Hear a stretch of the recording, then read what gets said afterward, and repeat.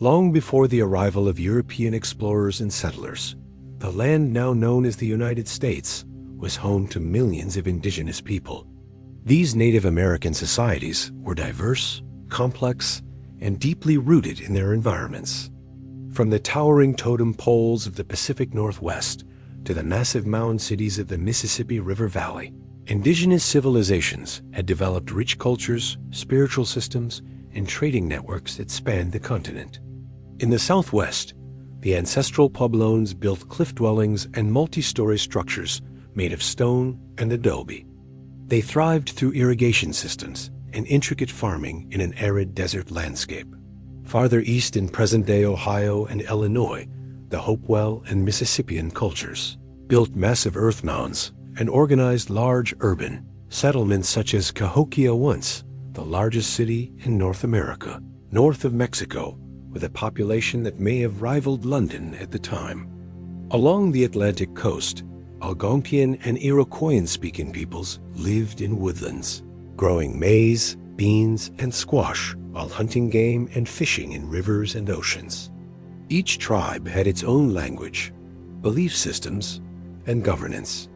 While some lived as nomadic hunters, others formed powerful confederacies and alliances that governed territories and mediated conflicts. The Iroquois Confederacy, or Haudenosaunee for instance, had a sophisticated political system and a constitution, the Great Law of Peace, that would later influence the framers of the U.S. Constitution.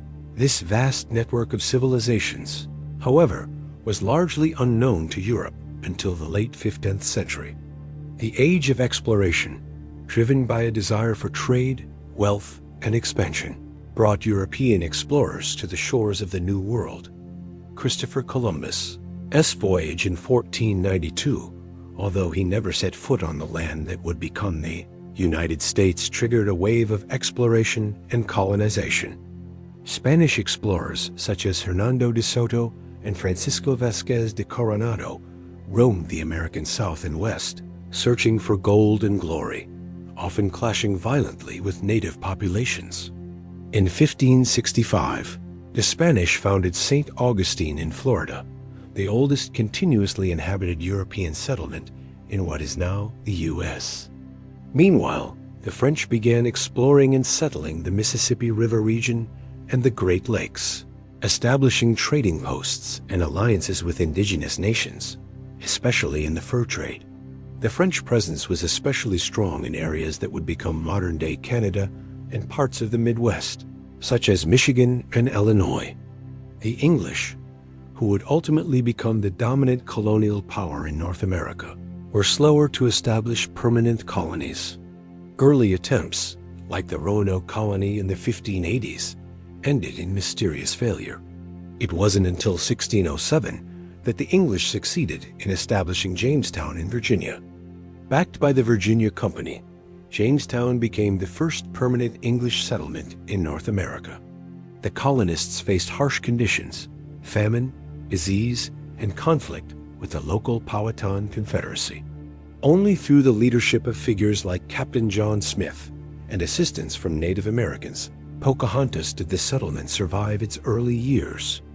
A few years later, in 1620, the Pilgrims, English Puritans, seeking religious freedom, established Plymouth Colony in what is now Massachusetts. Aided by the Wampanoag people, who taught them vital agricultural techniques, the Pilgrims survived their first brutal winter. Their 1621 harvest feast with the Wampanoag became the origin story of the American Thanksgiving, though the relationship between the settlers and indigenous peoples would later be marked by conflict and colonization. During the 17th century, more English colonies sprang up along the Atlantic coast.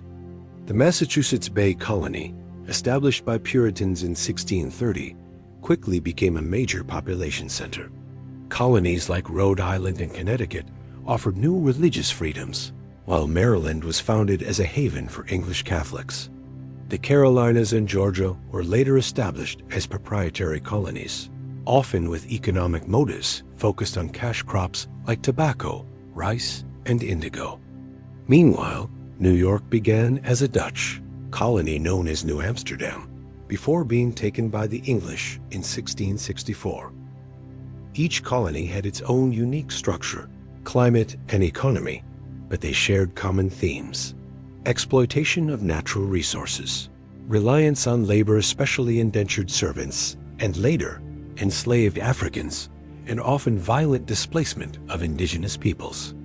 Diseases brought by Europeans devastated native populations, with some estimates suggesting that up to 90% of indigenous Americans died from illness, war, or displacement within a century of contact.